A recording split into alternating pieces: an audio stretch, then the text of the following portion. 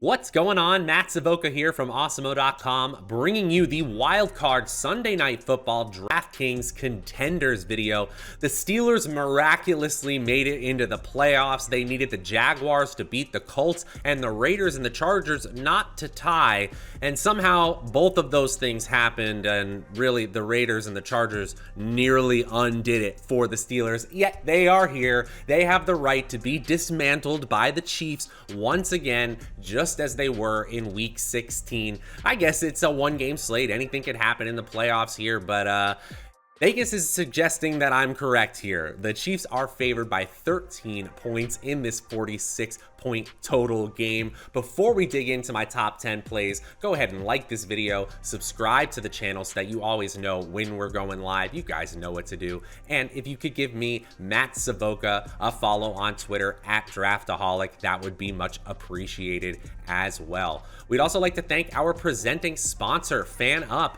FanUp is offering a Flex Ball NFL playoff contest with $200,000 to first place, where you could pick a new team every single week of the playoffs. Your team's score will be added up after each week is done. There are weekly prizes as well, including authenticated NFL jerseys from Fanatics. That's awesome. And if you use promo code Awesemo, you can get 2,000 bonus points just for signing up. That's the equivalent of $20, and there's no deposit required for that. So definitely check that out. And also, for every third Flex Ball entry into that playoff contest you make, you get $25 off. Check out their ad below at the bottom of the screen there. Okay, guys, here on the screen, you'll see my 10 through 6 of my top plays for this Steelers versus Chiefs game. At number 10, it's Pat Freiermuth. He has red zone upside, right? He could definitely catch a touchdown, but the usage overall has been down in the second half of the season. Still a really solid rookie tight end season. The tough part here is that players like Juju Smith-Schuster, who number 9, with a 27% chance of being in the optimal lineup, are returning to the lineup. Smith-Schuster has been out since October, hurt his shoulder against the Broncos, but looks like he is going to be back in play. But that just lowers the ceiling probability for all of these Steelers players here. And when you're not favored, and you're not having a high team total here, it's hard to really bet on any one of those players. Still, on this one-game slate, a respectable 27% chance puts Smith-Schuster at the number 9 player. Number 8, Harrison Butker, kicker for the Kansas City Chiefs. You play kickers on home favorites, especially ones who are favored by 2 touchdowns. Simple as that. 31% chance of being in the optimal lineup.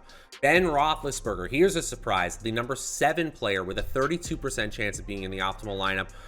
We can play him at the flex, right? We know that quarterbacks on a one-game slate have a very high floor, but the ceiling is pretty darn bad for Roethlisberger here. And the Kansas City Chiefs aren't world beaters defensively, but that really doesn't matter. It's the fact that Roethlisberger has been among the bottom 10 quarterbacks in efficiency all season long, 28th in adjusted yards per attempt, 29th in true passer rating.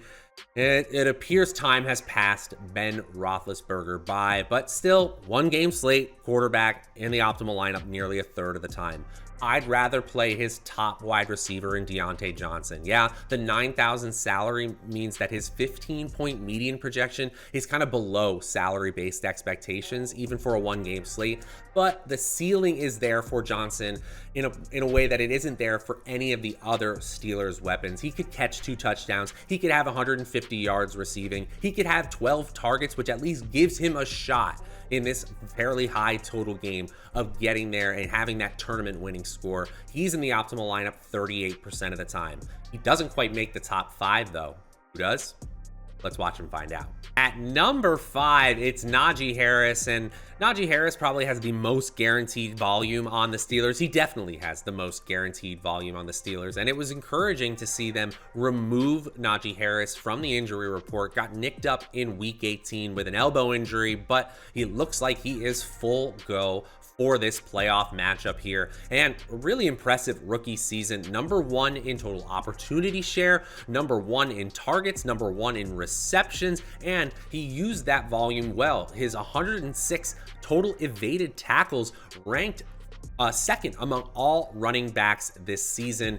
And while his yards per touch is only so-so, 49th in the NFL at 4.4, the median projection looks about right here. 16.4 fantasy points as a median score. That'll do it for a 9,800 salary. I don't know if he gets to that ceiling. We're seeing 13% chance of him getting 30 fantasy points. I will say the Kansas City Chiefs are 31st in yards allowed per rush attempt over the course of the regular season.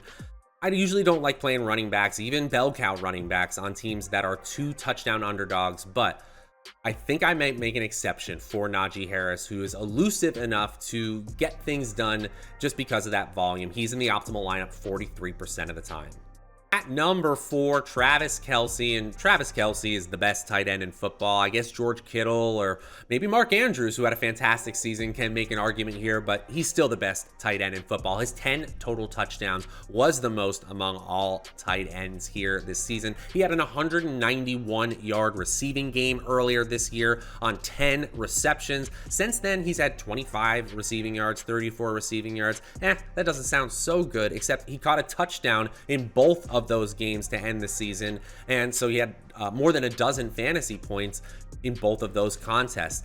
I'm absolutely expecting him to have 15 or more fantasy points here. The Steelers are so-so against opposing receiving corps and against opposing tight ends, but Travis Kelce is a different beast altogether, scoring 30 or more fantasy points nearly 17% of the time, and in less than a third of the simulations is he scoring less than 10 fantasy points. The floor and the ceiling are just right here. Travis Kelce comes into the optimal lineup 46% of the time.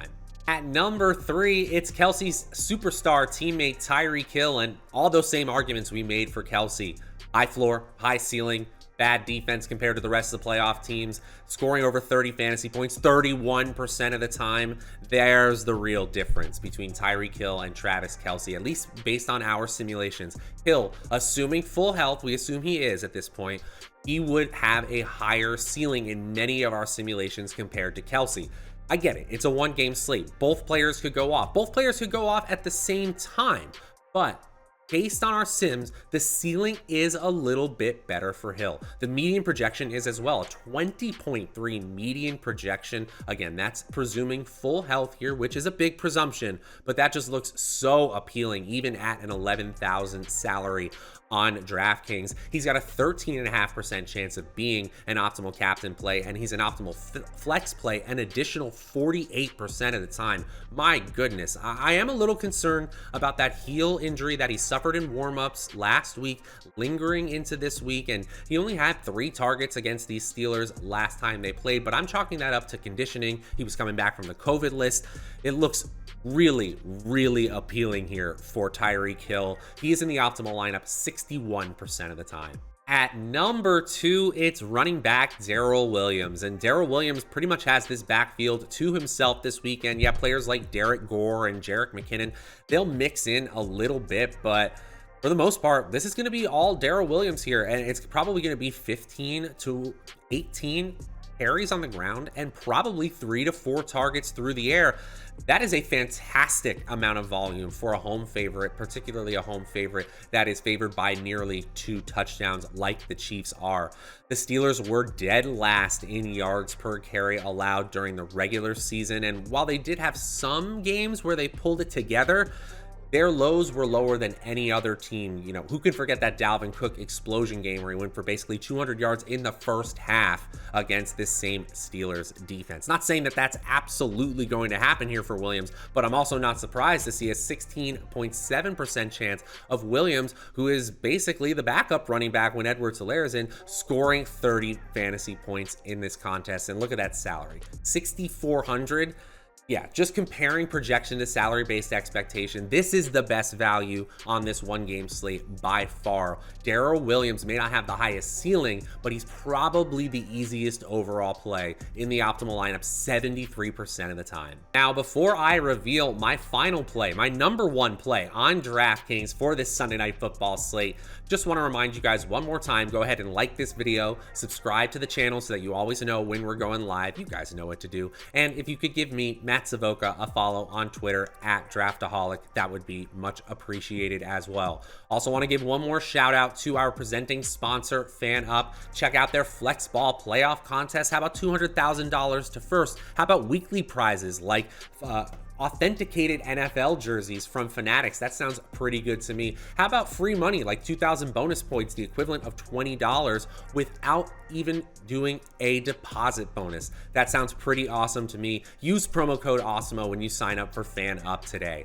Okay guys, let's get into my number one player on DraftKings for this Sunday night. And the number one player, Patrick Mahomes, of course it is. And you could say that Patrick Mahomes had his worst season statistically as a starter this year, and I guess that's technically true, but still, top 10 in adjusted yards per attempt, top 5 in total QBR, top 1, the top player in the NFL in total expected points added and accuracy rating as rated by playerprofiler.com. Basically, the more advanced you look at the metrics, the better Patrick Mahomes' season looks, and he threw for 8.5 yards per attempt and 3 touchdowns against this same Steelers defense just 3 weeks ago. He is the safest player here. He has a 30-point score in 46% of our latest simulations. That's just fantastic, and there's really no holes to poke.